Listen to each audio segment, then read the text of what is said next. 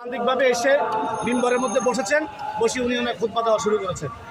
এমন অবস্থায় খুতবা দিচ্ছেন, আজান হচ্ছিল, উনি স্টাফ দিয়েছেন, আজানের পরে উনি নামাজ পড়ছেন। এরই মাঝে ABM রুহুল আমিন কাউমি জননী বলে কাউমি আলেমদেরকে বিতর্কিত করেছে। 2013 সালে লক্ষ লক্ষ হাফেজদের হেফাজত ইসলামের নেতৃবৃন্দকে ছাত্রদেরকে খুন করেছে, অথচ সে কাউমি আলেম নাম ধারণ করে কাউমি জননী উপাধি দিয়েছে শেখ হাসিনাকে।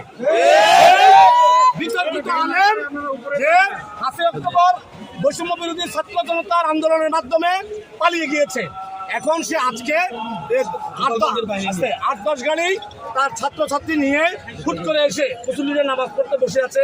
ইমাম সাহেব আলোচনা করতেছেন, হুট করে দক্ষিণ গেট দিয়ে এসে ঢুকছে, ঢুকে এসে বসছে। বসার লগে লগে ওই যিনি ইমাম সাহেব সালেহ সাহেব নামাজ পড়াচ্ছেন ওনাকে টানে এসে নামাইয়া জামা টামা ছিঁড়ে ধাক্কা দিয়ে হুমান করে ফেলে দিয়েছে।